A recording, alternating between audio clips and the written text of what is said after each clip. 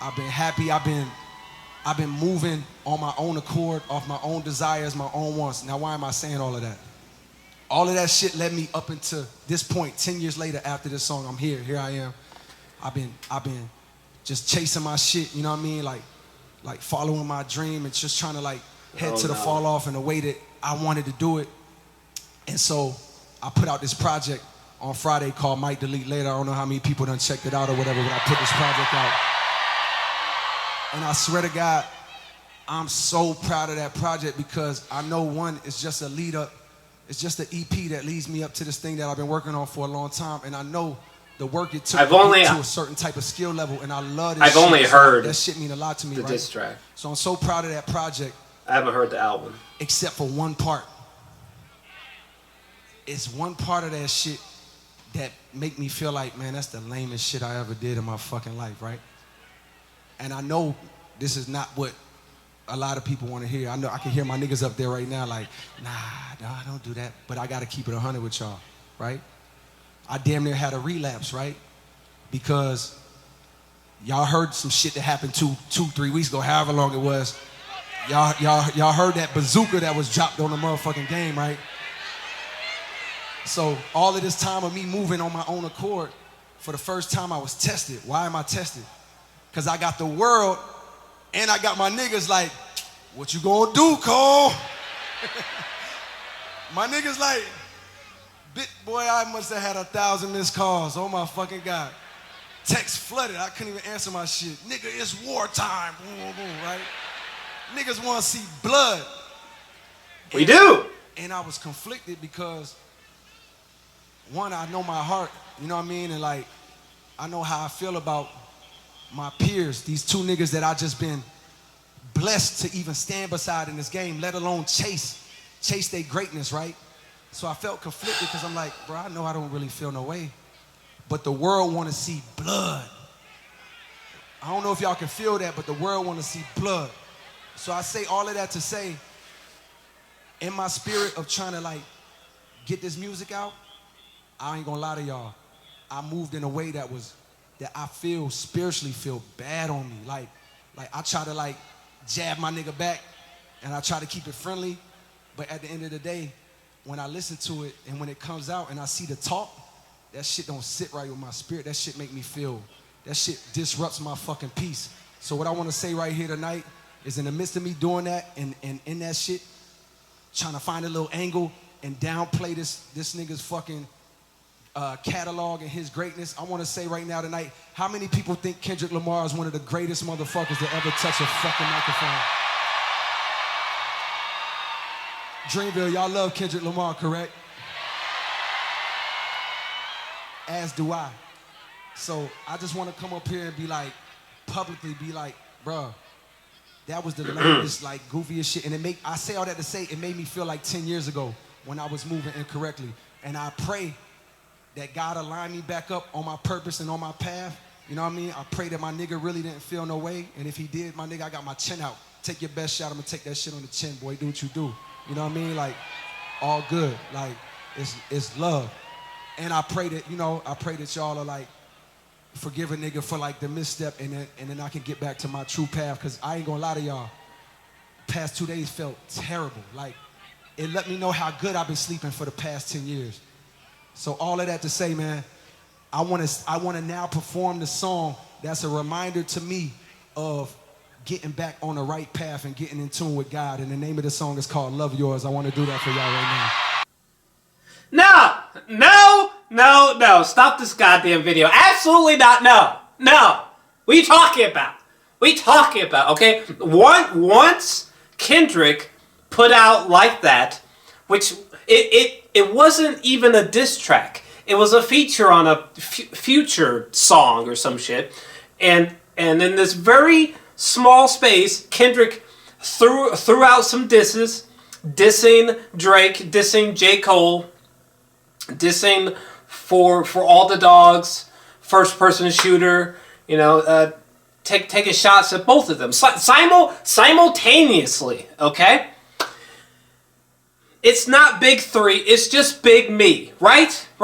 it was a memorable, like, oh shit, did you just hear these gunshots from Kendrick out of nowhere? It was very solid verse and disses, okay?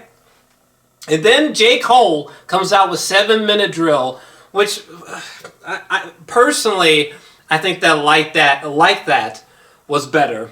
And Like That is a fucking feature. For God's sake, 7 Minute Drill, it has some friendly bars. This motherfucker's talking, he had this one cheesy, really cheesy line about you fell off like the Simpsons. What the fuck? He had this whack ass line about the Grammys. You're over here crying about Grammys, my guy, in the middle of dissing. What the fuck?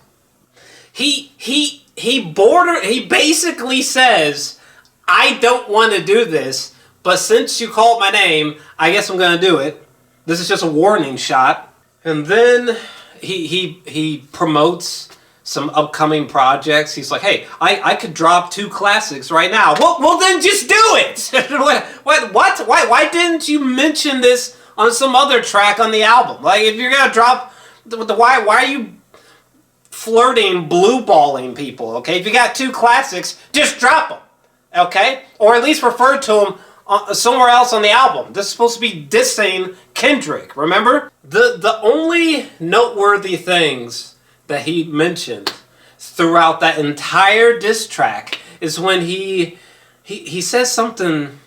Well, first off, he started roasting Kendrick's discography. He's talking about some tragic and To Pimp a Butterfly put people to sleep, but they gassed it. Are you out of your butt? To Pimp a Butterfly is better than any fucking album that J. Cole has ever created. It's better than any project that J. Cole has ever created. The only other thing that he said that stood out is that he said something to the effect of, you're only relevant when you're dissing people. My guy, you just you just put out a diss track to Kendrick Lamar. And then before Kendrick even had time to respond, you apologize for what you said, and it wasn't even that great of a diss track in the first goddamn place. This nigga's calling his own diss track lame as fuck. What? This has to be one of the most baffling, embarrassing moments in hip hop I can recall since Drake's bizarre blackface moment, which Drake's still on audio, on video. He still has not addressed this, by the way, Mr. Drake, Mr. Aubrey. My nigga, this one feature of Kendrick dissing brought more relevance to J. Cole and brought more of a word of mouth about J. Cole probably since the last 2-3 albums from J. Cole. J. Cole 0. Kendrick 1. Checkmate. Kendrick wins. Fatality.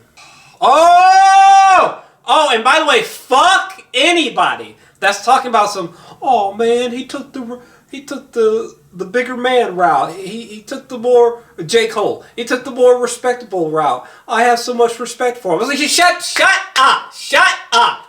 J. Cole, he lost the diss war, and he lost because he threw up a white flag and said that I apologize. What I said was shit. Apology. How can y'all reconcile this? This doesn't make any sense. Okay, what in the fuck? This was a diss war. This wasn't a hey bro, come hug me. This wasn't a hugging competition. Actually, I have it on good information. I have it on good information that both sides went in the booth and came out. They ready. And what I'm hearing about both sides is that it's nuclear. It's up. I'm hearing this from people that can rap. So I want to come in here and say that speculation time is over. Debate time is over.